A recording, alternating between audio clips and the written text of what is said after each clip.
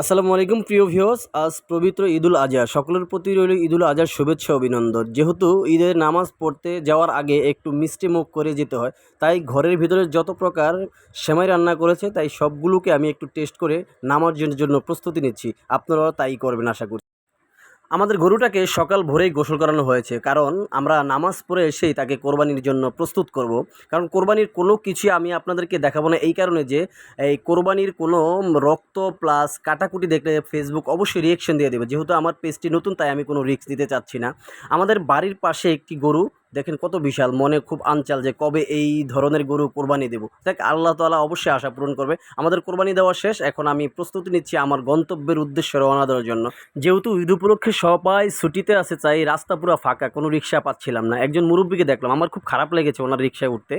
তারপরে উঠেছি, কারণ আমার গন্তব্য তো অবশ্যই যেতে হবে। চাচাকে জিজ্ঞেস করলাম কলাবাগানের ভাড়া কত। উনি বলল যে আগে তো 30 টাকা, এখন ঈদ উপলক্ষে আপনি আমাকে 50 টাকা দিবেন। তাই আমি ওনাকে বললাম ঠিক আছে চলেন। তাই ওনাকে আসলে আমি দেখে খুব খারাপ লাগলো যে এই বয়সে উনি এখনও রিক্সা চালায়। যাই হোক, আসলে আল্লাহ তাআলা যার নসিবে যেরকম রেখেছে। আমি আমার কলাবাগান বাস স্ট্যান্ডে এসে ওনাকে বললাম, চাচা আপনি কি 50 টাকাতে সন্তুষ্ট?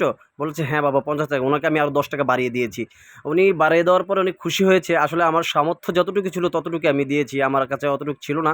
অলরেডি আমি বাসে উঠে গেছি। বাসে উঠে একটি জিনিসেই উপলব্ধি করলাম যে আসলে ঢাকার শহর তো এরকম শান্তিভাবে শুধু ঈদ ছাড়া আর কখনোই চলা অসম্ভব, কখনোই সম্ভব নয় যে ঈদ ছাড়া এভাবে ফাঁকা রাস্তা দেখা আমাদের চোখে। তো আমি যতক্ষণ পর্যন্ত মানে ভিডিওটা করছিলাম ততক্ষণ পর্যন্তই দেখছি পুরো ঢাকার শহরটা পুরো ফাঁকা। আসলে এরকম ফাঁকা ঢাকা শহর একমাত্র ঈদ ছাড়া আমরা আর কখনো দেখতে পাই না।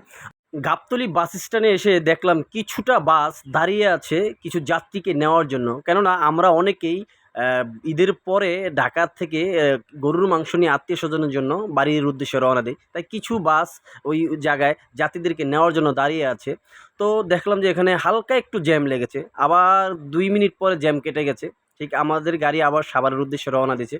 আমিও খুব আমার গন্তব্যের কাছাকাছি পৌঁছে গেছি। প্রিয় ভিউয়ার্স, আপনারা যারা আমার ভিডিওটা ফেসবুক পেজ থেকে দেখছেন তারা দয়া করে আমার পেজটি ফলো দিয়ে রাখবেন। আর আপনারা যারা ইউটিউব চ্যানেল থেকে দেখছেন, যারা নতুন, তারা দয়া করে আমার চ্যানেলটাকে সাবস্ক্রাইব করে পাশে থাকা বেল আইকনটি অন করে দেবেন, যাতে করে আমার নতুন ভিডিওগুলো আপনাদের সামনে চলে যায়।